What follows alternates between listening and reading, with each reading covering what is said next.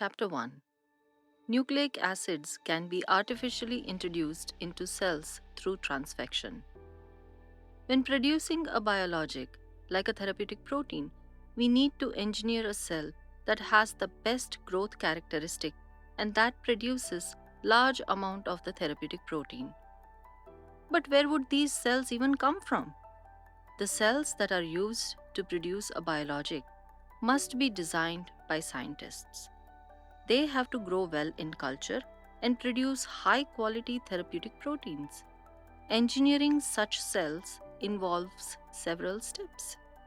The first step is to design a nucleotide sequence that codes for the specific therapeutic protein that we want to produce.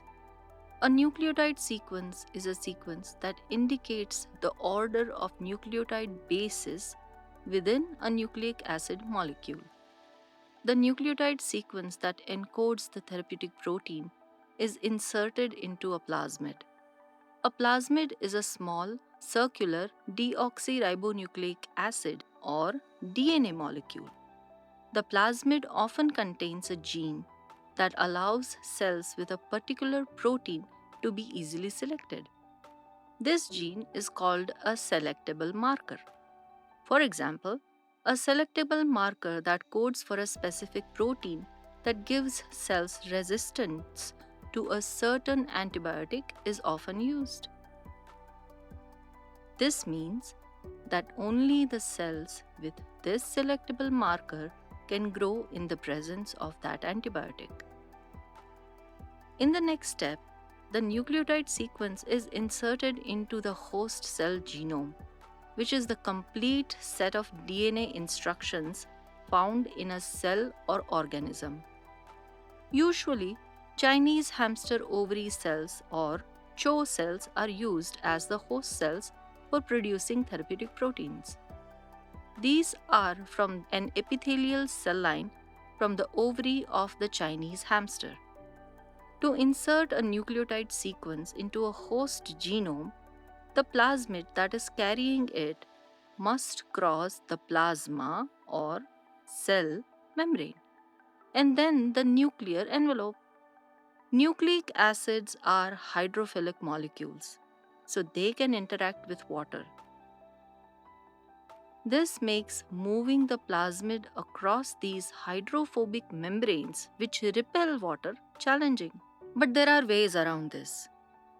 A nucleic acid can be introduced into a host cell in three ways: chemically, for example, by using calcium phosphate; physically, for example, by using short high voltage pulses; or biologically, for example, by using a virus.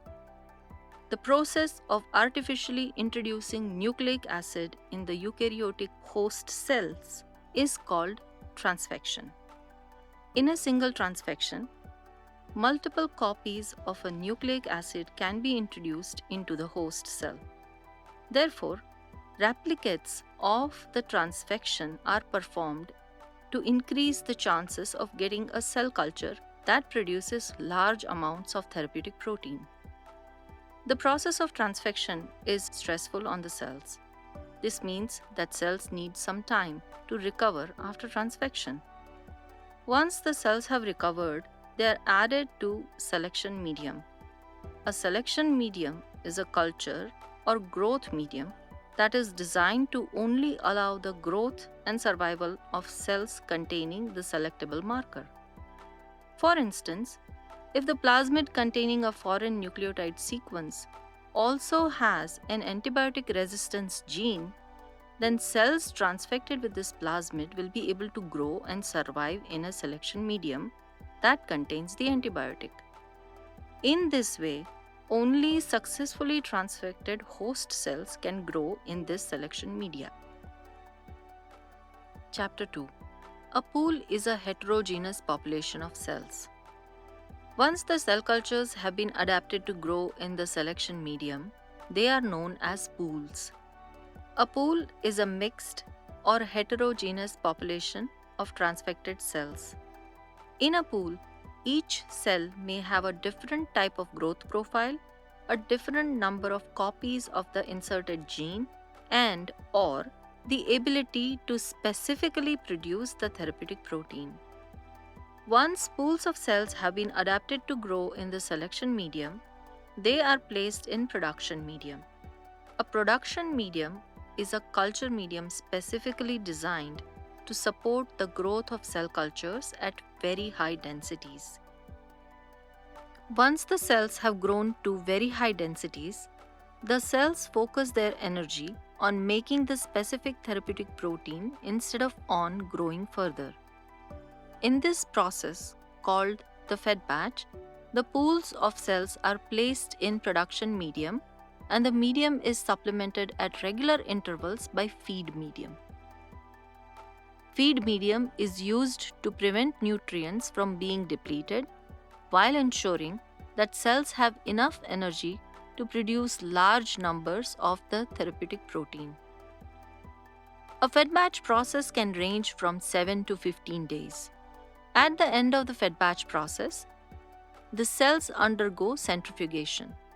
The supernatant produced by centrifugation of the cell culture is collected and the amount of therapeutic protein that has been produced is measured. Depending on how successful the cells have been at producing a therapeutic protein, 2 or more pools may be selected for further processing. Chapter 3.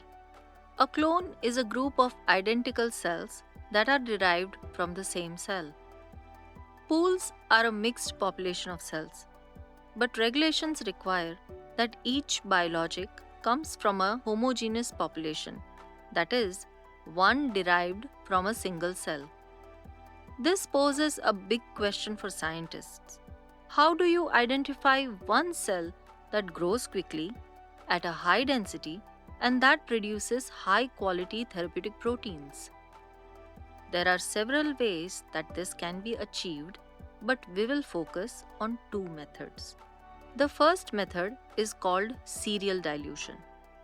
This involves diluting the cell culture solution so many times that in the end, a pool of cells is separated into single cells.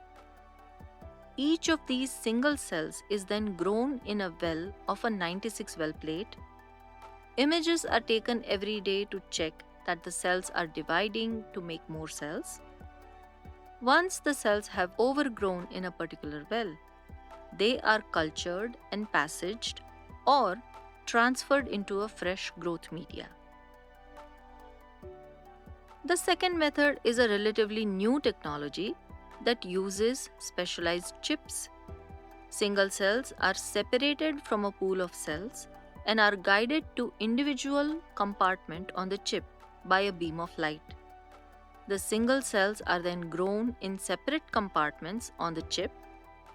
Cell's growth and amount of therapeutic protein produced by each cell are constantly monitored.